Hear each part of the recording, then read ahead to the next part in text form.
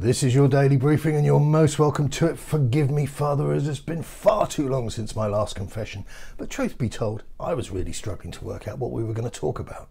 Conte in, Conte out, it's a moot point. It doesn't matter. You could take over as the Spurs coach tomorrow and I would defy anybody to argue the case that we'd notice any discernible difference. What I think is hugely important is we need to understand, or some of you that don't understand yet, need to understand exactly what's happened at Tottenham. And when I say what's happened at Tottenham, let me not sell you an idea, but let me just draw your attention to facts, things that you can see with your own eyes. Daniel Levy, for some time, for some considerable time, before White Hart Lane was bulldozed, has been working on developing, if you like, genetically and socially engineering an entirely new audience for his feast of visual entertainment. He doesn't like football fans. They're bad for business. They tend to get lots of beer inside them. They tend not to eat very much. They tend not to drink very much. And they tend not to buy very much. Daniel Levy has created an audience, which whether you like it or not, because you don't think you're part of it or not, is kind of by the by. But he's creating an audience which likes go-karting, which likes buskers at a football match, like skywalking. And what we're left with is an audience, and they are an audience because they're certainly not a crowd. I told you before, when Portsmouth came to play us in the Cup, that was a football crowd, and they looked a little bit messy and a little bit kind of out of place, didn't they? But Levy's new audience, they're more tolerant. They're far more tolerant than those awful people that used to come in through the door before. They don't mind rainbow laces. They don't see the harm in kneeling. In fact, they don't even make nasty noises towards visiting fans. They're just really touchy, lovely people. They're the sort of people that can't go 20 minutes without having something to eat or something to drink. And of course, in such a caring and considerate and open, inclusive environment, you're very welcoming towards tourists who don't make any noise. And what we get is an audience that doesn't really like football particularly. They could be anywhere. They could be at the Formula One, they could be at a racetrack, they could be at a golf meet, they could be at the opera. Next time you get a chance to look at the audience at Tottenham, have a look around. I see white-collar, middle-class management. I'm not going to go through the runners and riders at this stage because it's absolutely irrelevant. It doesn't matter who takes over. My prediction, and some of you aren't going to like it, is that not only does it not matter, but to Daniel Levy, it 100% does not matter, because all he's interested in is maintaining that business of creaming off the money from getting as high up the ladder as he can. Former Spur Eric Thorsteds came out last week and questioned why Spurs were constantly chasing top four, but when they got there, they weren't able to do anything. And I don't know whether he was being deliberately kind of disingenuous or whatever you want to call it, but that's the business model. That's what it's all about. Getting as high up you can before then toppling off again, but you've got your cash in both hands, and that's how Daniel Levy operates. The problem is it's about striking a balance, and look, you're never going to earn the money you can from winning domestic silverware that you can for just qualifying for the Champions League by just playing a handful of games in the Champions League. The FA Cup, I think, is worth something like £2 million if you win it. So wage bills would negate any joy, any benefit from that for most big sides. And if Spurs had beaten AC Milan the other week, then that would have been worth in excess of €10 million just for winning that game and progressing into the next stage of the tournament.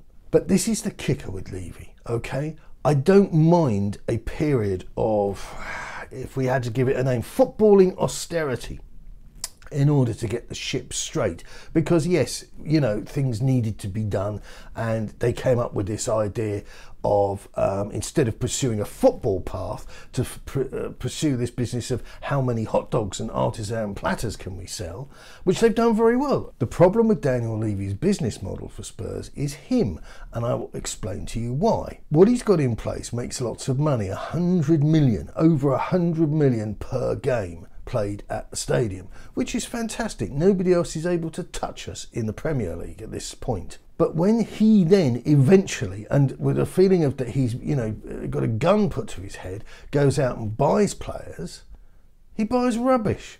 He's got over £200 million worth of players hidden. These players aren't going to improve. He's had to get them out of the way because coaches coming in don't want to see their faces anymore. And that's one of the myths, that Spurs don't spend. Spurs do spend, but they buy badly. I seriously, and I made the point, I think I said to somebody on the Substack or on Twitter the other day, is there any chance Spurs could outsource the football? So where do we go from here? Well, I think we're waiting for Conte to inevitably go. I don't think there's up for debate. Pochettino, listen, if you're even thinking about that, you're a very unworldly person. And I've got to be careful what I say, because everybody wants to deplatform people that says anything nasty about them, but maybe you haven't had the greatest experience with whatever it is you're having sex with these days. You don't go back to your ex. They're an ex for a reason. And the revisionism isn't going to help you. Oh, I can ignore the 18 months of absolute dross that he served up because I'm getting a warm fuzzy feeling about that game against Ajax. Your opinion has no value here. Go away. I think what Daniel's going to do is he's going to appoint some no-mark, some guy that's got kind of enough about him in his CV that you could say, well, yeah, we'll give him a go. But I think he's going to use phrases like blank canvas, no baggage, no crazy demands, willing to work with us in our aim to provide, what's that line he comes out with occasionally? Fast-flowing, entertaining football.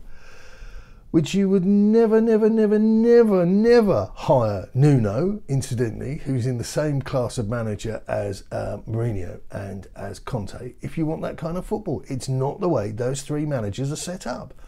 So what he needs, almost, is to get a kind of Poch 2.0 from somewhere. And I don't think that's beyond his remit. I think if with the money they're offering, and you see, that's the other thing. I can sit here and say to you, well, I could have come here for the last 10 days or whatever it's been and put out 3 or 4 films a day, but my problem is the integrity. I've got far too much integrity. If you gave me 15 million quid, mate, I'd be putting out a video every 20 minutes, if that's what the job was. So we beat Nottingham Forest, congratulations, fantastic, amazing. But this is a team that, again, are skirting around the bottom end of the table. I don't think we learned anything from that game. Richarlison, I've got to tell you, that game, that goal they disallowed was an absolute disgrace. VAR has got to be scrapped. I think I've kind of covered that before. I think VAR is a good thing, but of course it's being operated by traffic wardens, which takes all of the good out of it. And just on Sonny, I've got to tell you, I'm getting uncomfortable parallels between him working for Calvin Klein and Dele Alli working for Boohoo Man. Maybe there's nothing in it, maybe it's just me, but I just like people to be focused on the day job. Anyway, that's it for now. Good luck, keep it Tottenham.